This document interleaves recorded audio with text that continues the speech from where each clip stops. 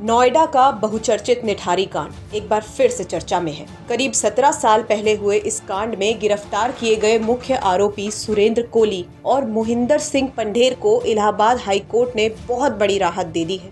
उन दोनों को कई मामलों में मिली फांसी की सजा को रद्द कर दिया गया है। इस केस से जुड़े 12 मामलों में कोली और 2 मामलों में पंढेर को फांसी की सजा निचली अदालत ने सुनाई थी, लेकिन हाई कोर्ट ने सबूतों के अभाव में उन्हें बरी कर दिया है। कोर्ट के इस फैसले के बाद पीड़ित परिवारों में आक्रोश है।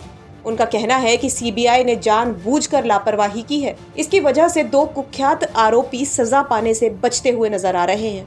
निठारी कांड के पीड़ित परिवारों की मांग है कि सुरेंद्र कोली और मोहिंदर सिंह को फांसी की सजा दी जाए ताकि उनके बच्चों की आत्मा को शांति मिल सके। इतना ही नहीं, इन परिवारों और प्रत्यक्षदर्शियों ने ये भी आरोप लगाया है कि कोली और पंढेर मानव अंगों की तस्करी में लिप्त थे। पंढेर इंटरनेशनल लेवल पर ये काम करता था। वो अक्सर विदेश आता जाता था। उसकी गैर हाजिरी में कोली उसकी कोठी की देखभाल करता था।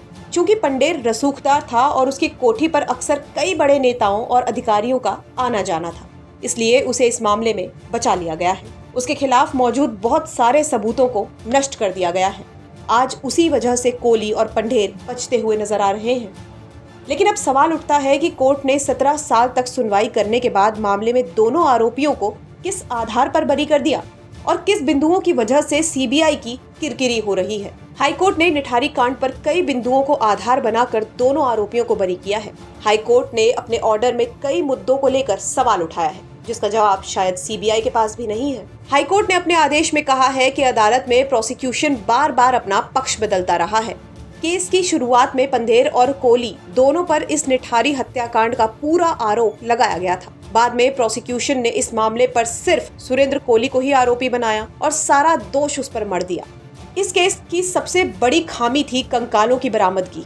जांच के दौरान सभी कंकाल नाले से मिले, जो निठारी स्थित D5 और D6 की सीमा पर थे। इस केस में किसी एक कंकाल की बरामदगी मोहिंदर सिंह पंढेर के घर से नहीं हुई थी।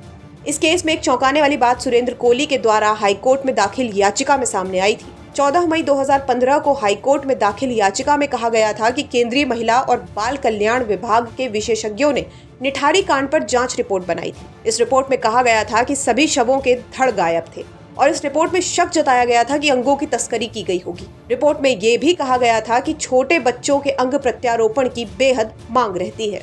इस रिपोर्ट में ये भी कहा गया था कि शवों को जिस तरह से काटा गया था उसमें किसी डॉक्टर या मेडिकल लाइन से जुड़े शख्स के शामिल होने की आशंका जताई गई थी। सीबीआई को पंढेर की D5 मकान से कुछ नहीं मिला था, लेकिन उसके पड़ोस में D6 में रहने वाले डॉक्टर अमित का बयान कभी लिया ही नहीं गया। आपको बता दें कि डॉक्टर अमित को मानव तस्करी के अवैध कारोबार के आरोप में पकड़ा भी जा चुका था।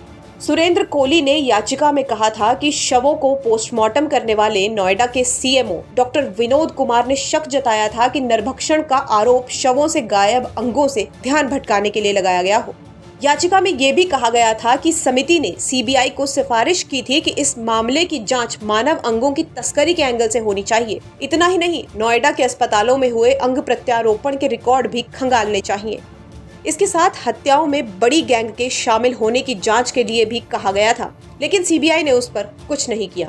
सीबीआई ने हाईकोर्ट को सुनवाई के दौरान बताया था कि उन्होंने पंढेर के बगल वाले D6 बंगले की जांच की थी, लेकिन उन्हें कुछ नहीं मिला। इस पर हाईकोर्ट ने कहा कि जांच यहीं तक काफी नहीं थी। पोस्टमार्टम कराने वाले डॉक्टर ने शक जताया था कि एक शव को सड़ने में 3 महीने का समय लगता है और पूरी तरह से सड़ने में लगभग 3 साल का समय लग जाता है। सवाल उठाया गया था कि कुछ बच्चे 1 साल पहले गायब हुए थे, लेकिन उनके शवों की हड्डियां क्यों मिल रही है।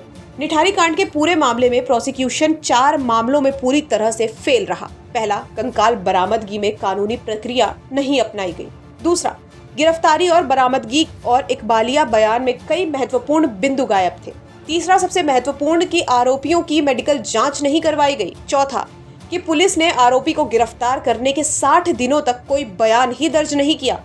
ब्यूरो रिपोर्ट, यूपी तक।